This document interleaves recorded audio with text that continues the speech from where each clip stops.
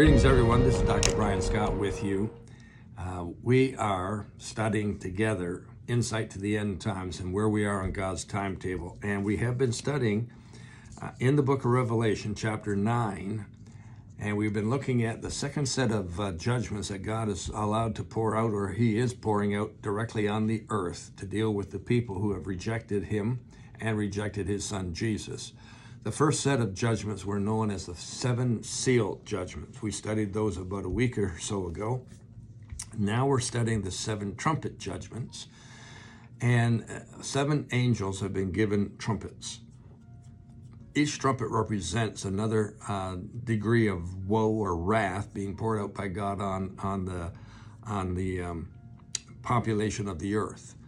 And we reviewed these just the other day. The first trumpet destroyed 1/3 of vegetation through what would be fire and hail raining down from heaven. The second trumpet judgment destroyed 1/3 of the waters in the sea, turning them into blood, which destroyed 1/3 of the fish, and 1/3 of the ships went down and sank, which would kill quite a few people as well. The third judgment, third trumpet judgment, as it sounded, it had a fiery it had a star, a fiery star coming out of heaven called wormwood that hit all the fresh waters and turned them into bitter waters called wormwood.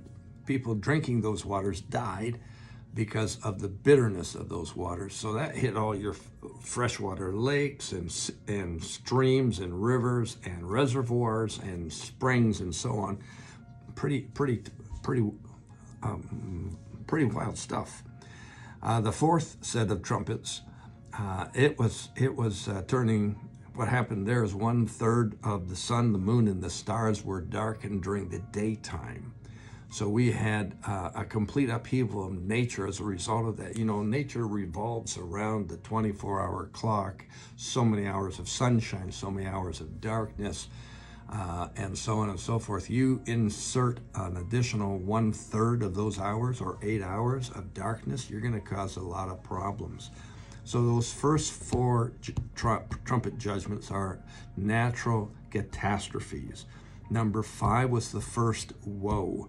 And that first woe was hundreds of thousands of locusts that were released out of the bottomless pit.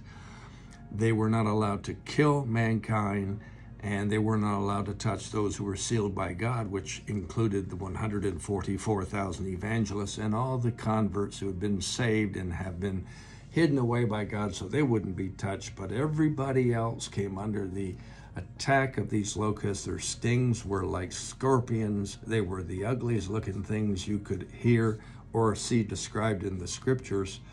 They tormented these people for 5 months, and they sought and desired to die. The pain, the torment, the turmoil was so bad, and they could not die.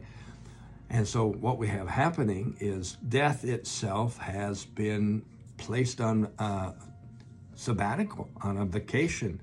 It's been suspended for a 5-month period. These people just suffered and suffered and suffered for the 5 months. This brings us to woe number 6, which we have been studying this week. This is where we have the 200-man army, 200 million man army from the Far East under the control of 4 demons, 4 demonic angels kicked out of heaven with Satan. These 4 were bound at the river Euphrates. They have been released to lead this 200 million man army from the Far East, and they were given the power to kill 1/3 of all mankind that would stand in their way. So this has been a slaughter of people as they come westward towards Israel. They have a time period involved of 13 months, 1 year, 1 month, 1 day, 1 hour. And it takes them 12 of those 13 months to come from the Far East, the Orient, to essentially the Euphrates River. And then their last month, they turn downwards and head into the valley of Megiddo, where they are going to team up with the Antichrist armies to come against Jesus to defeat him as he returns to the earth on the last day of the tribulation period. hence the one day. It only takes Jesus and his armies 1 hour to defeat them, hence the 1 hour. But in the time of this, we're going to have all kinds of people being killed under the guise of the 4 angels.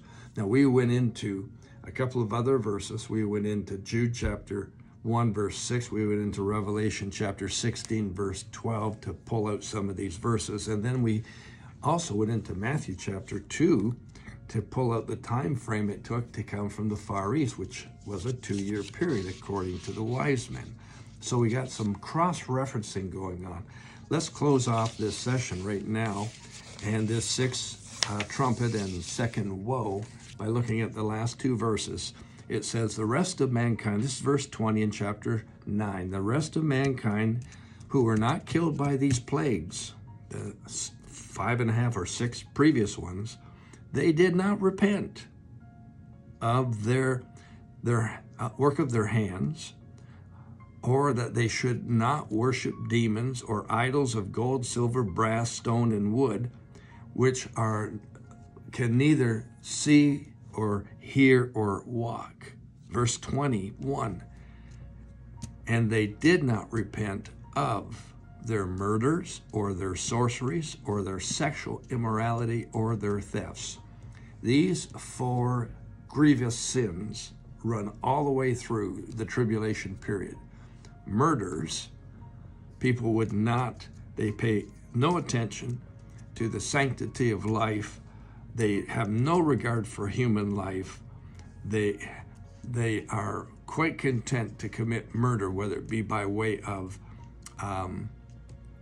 actual slaying of another person or abortions or euthanasia, etc. We're at a state right now in our society where we are murdering people constantly. Secondly, sorcery. This is the demonic oppression and control of the mind by way of witchcraft and by way of enhancements from various drugs. We see astrology, seances, magicians, clairvoyants, and so on have more effect upon people. They're all an abomination to God. Sorcery, witchcraft is heavy duty today in our society. It's an abomination to God, and we'll find references to that in Deuteronomy 18 and Leviticus chapters 19 and 20. But this is going to continue all through the 7 years of tribulation. Number 3 on this list is sexual immorality, including fornication, adultery, and all the things dealing with same-sex, transgender, gentrification, and all these other movements, which means there's no regard for integrity, no regard for righteousness, no regard for morals, and certainly no regard for a person's privacy or their private person. They take advantage of it. And then number 4 on the list is theft. There's no respect or regard for a person's property, their personal possessions, a total lack of respect, a total lack of proper manners and so on dealing with this. Our society has been in a state of deterioration for hundreds of years, all the way back to the death of Jesus, obviously, when we entered the church age, but it has been accelerating at a rate that we've never, ever seen before, and we're in the midst of the greatest downturn in moral values and the lack of righteousness that we've ever seen. It's penetrated our churches and turned them into gathering places for carnal, fleshly desires as opposed to anything dealing with the Bible.